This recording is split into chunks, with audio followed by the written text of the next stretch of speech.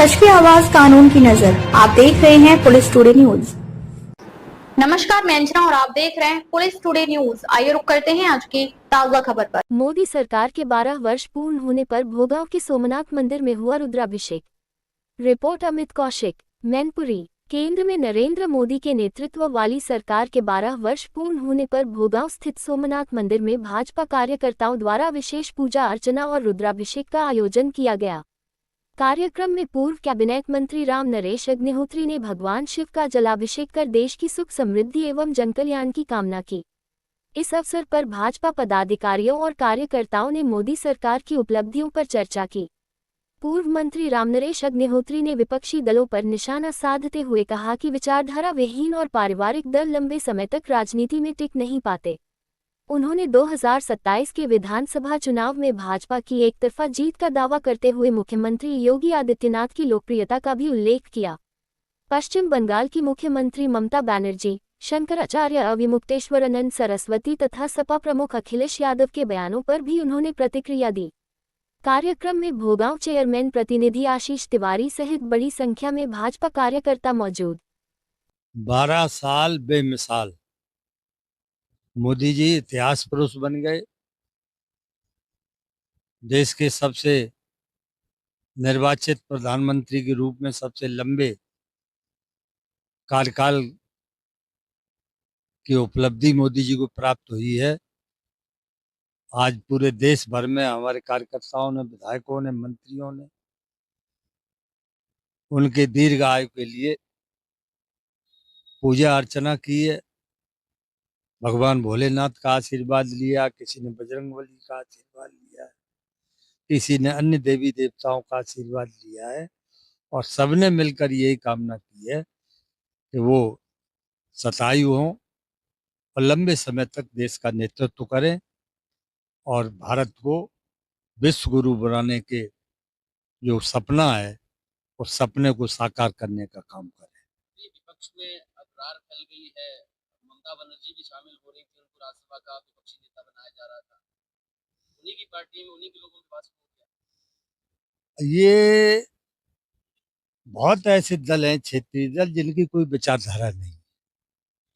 जो विचारधारा विहीन दल होते हैं, पारिवारिक पार्टियां हैं, इनका एक निश्चित समय होता है, वो थोड़े समय तक ही जीवित रहती हैं राजनीति में, उसके बाद उनका अंत होना सुनिश्चित होता है, क्योंकि उनके पास कोई माइथोलॉजी नहीं, कोई विचारधारा नहीं, किस लाइन पर काम करें। ये सत्ता के लिए दल बनते हैं और सत्ता जब नहीं मिलती है तो टूट जाते हैं। ममता अभी तक शामिल नहीं थी, अब शामिल हो गई चुनाव हारने के बाद।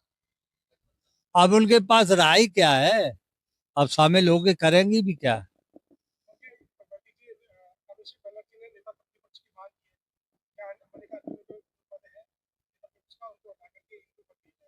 नहीं, ये उनका सपना है। अभिषेक बनर्जी इस लायक नहीं है कि वो नेता प्रतिपक्ष का पद। ममता बनर्जी अभी किसी सदन की सदस्य नहीं है, इसलिए ये भी बात कुछ गले उतरने वाली नहीं है।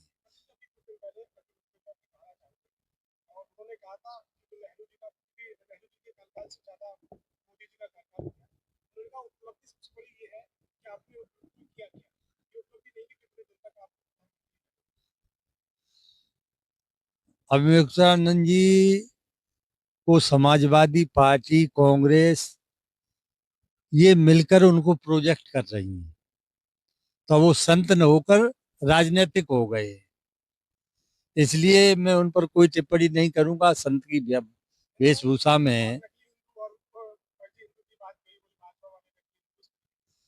इसीलिए तो वो संत की वेशभूषा में, इसलिए टिप्पणी नहीं करूंगा। वो संत नहीं, शुद्ध राजनीति कर रहे हैं और शुद्ध राजनीति करने वाले संतों का समाज में कोई सम्मान होता नहीं है। 27 में तो एक तरफा है उत्तर प्रदेश में। योगी महाराज के घुटनों तक नहीं कोई लग पा रहा है, उनके कद का कोई नेता है नहीं। मोदी जी के बाद उन्हीं की पूरे देश के अंदर फॉलोइंग है। पूरे देश में, उत्तर प्रदेश तो छोड़ दीजिए, उत्तर प्रदेश का तो बच्चा बच्चा जो है वो योगी योगी चिल्ला रहा है।